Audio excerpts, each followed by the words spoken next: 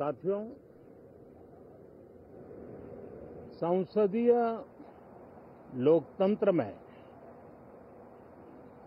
आज का दिवस गौरवमय है। यह वैभव का दिन है। आजादी के बाद पहली बार हमारी अपनी नई संसद में ये शपथ समारोह हो रहा है। अब तक ये प्रक्रिया पुराने सदन में हुआ करती थी।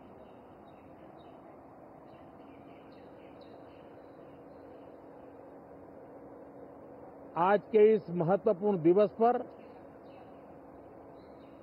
मैं सभी नवनिर्वाचित सांसदों का हृदय से स्वागत करता हूं, सबका अभिनंदन करता हूं और सबको अनेक अनेक शुभकामनाएं देता हूं।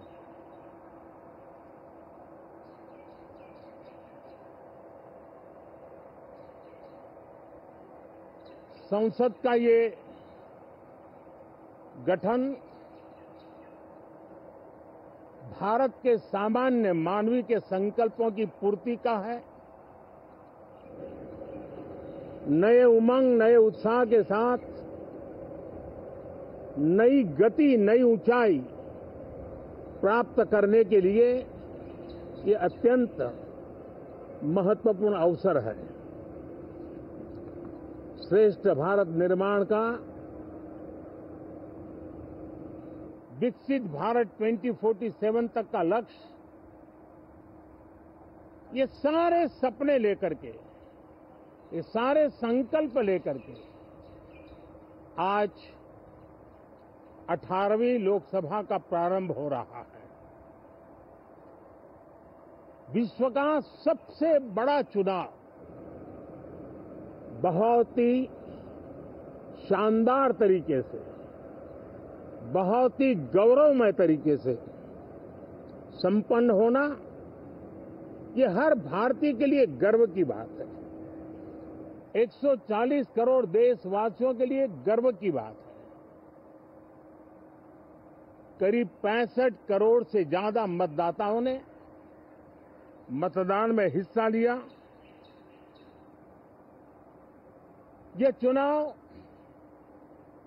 इसलिए भी बहुत महत्वपूर्ण बन गया है कि आजादी के बाद दूसरी बार किसी सरकार को लगातार तीसरी बार सेवा करने के लिए देश की जनता ने अवसर दिया है और यह अवसर 60 साल के बाद आया है।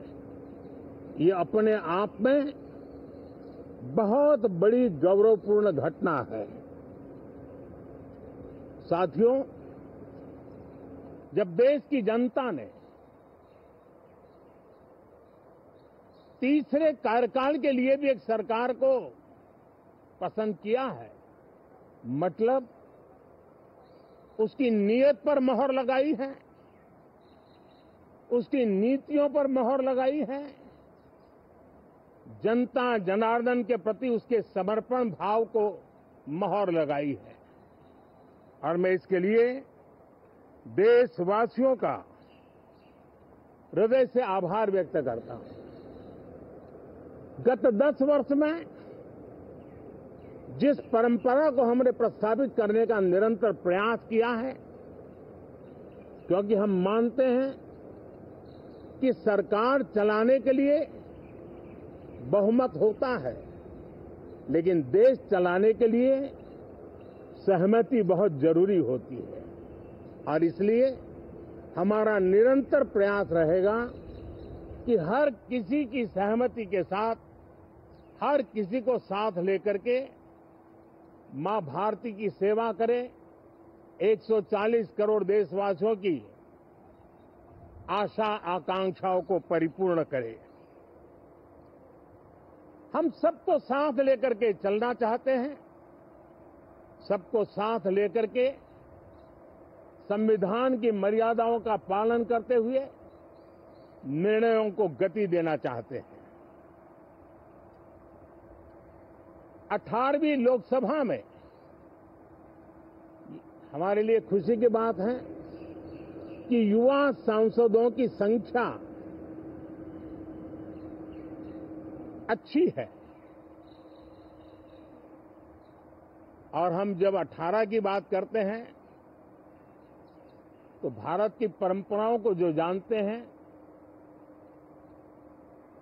भारत की सांस्कृतिक विरासत से जो परिचित हैं, उनको पता है कि हमारे यहाँ 18 अंक का बहुत सात्विक मूल्य है।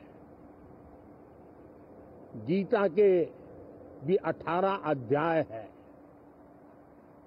कर्म, कर्तव्य और करुणा का संदेश हमें वहां से मिलता है। हमारे यहाँ पुराणों और उपपुराणों की संख्या भी 18 है। 18 का मूलांक 9